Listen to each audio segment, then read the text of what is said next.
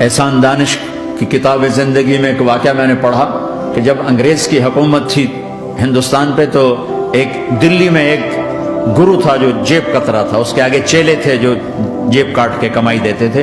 تو ایک دن ایک اس کا چیلا یعنی ایک لڑکا 2 روپے لے کر آیا. تو اس کے ٹیچر نے اس کو ڈانٹا کہ اتنے تھوڑے پیسے آج لائے ہو، صرف 2 روپے. تو اس نے کہا استاد جی آج بڑا موٹا مال پکڑا تھا، آج ایک انگریز کی جیب کاٹی تھی، بڑے پیسے تھے.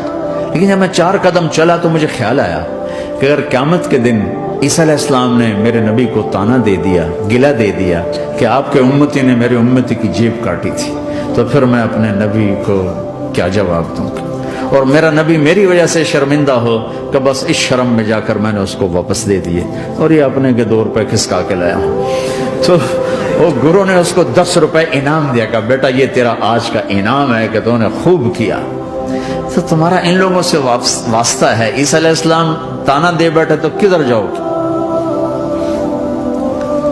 جھوٹ نہ بولو چاہے سب کچھ دینا پڑ جائے، جھوٹ بول کے پیسہ نہ بچاؤ، دھوکہ دے کے کاغذات نہ بناؤ. یہاں کی لڑکیوں سے اس لیے شادی کرنا کہ میرے کاغذات بن جائیں، اللہ کے واسطے ایسی ذلت کے کام نہ کرو.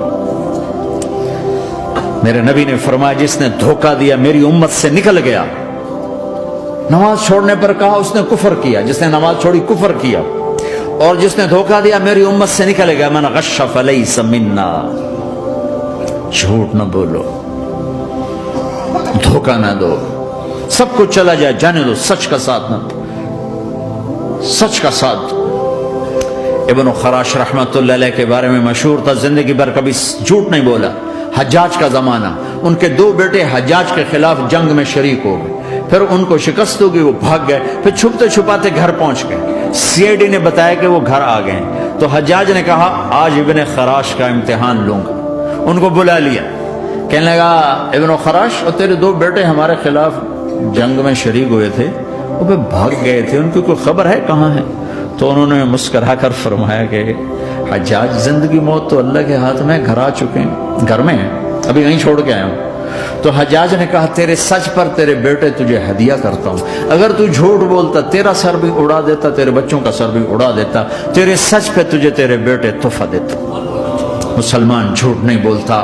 چند پاؤنڈ کی خاطر تم کاغذات میں ہیرا پھیری کرو، ڈرو اس دن سے جس دن اللہ کے سامنے کھڑا ہونا ہے. کہ میرا اللہ کہتا ہے، میرا نبی فرماتے ہیں کہ اللہ رمضان میں سارے آسمان کے فرشتوں سے فرماتا ہے روزے رکھنے والوں کی دعا پر آمین کہو.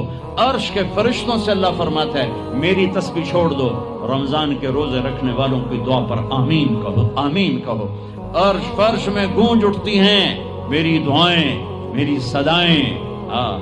میرے نوحے، میرے گریے ہلا دیتے ہیں. اگر بھوک پیاس میں مزے آ رہے ہوں کہ واہ یا اللہ تو نے کہا تھا نا دیکھ میں بھوک سے بیٹھا ہوں. آگے دیکھا تو وہی نوجوان شرابی، زانی، جواری، بھیڑا.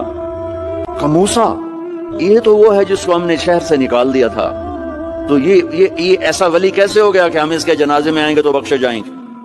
تو موسیٰ علیہ السلام نے اللہ سے پوچھا یا اللہ تیرے بندے کہہ رہے ہیں کہ یہ بہت برا ہے، تو کہہ رہا ہے میرا دوست ہے، تو میں کیا کروں؟ تو اللہ تعالیٰ نے فرمایا موسیٰ یہ سچ کہہ رہے ہیں اور میں بھی ٹھیک کہہ رہا ہوں. یہ ایسا ہی تھا جیسے یہ کہہ رہے ہیں، لیکن جب اس پر موت آئی اس نے دائیں دیکھا، اسے کوئی نظر نہ آیا، اس نے بائیں دیکھا، اسے کوئی نظر نہ آیا، اس نے پھر میری طرف دیکھا. تو موسیٰ میری غیرت نے گوارا نہ کیا کہ جس کو سب چھوڑ جائیں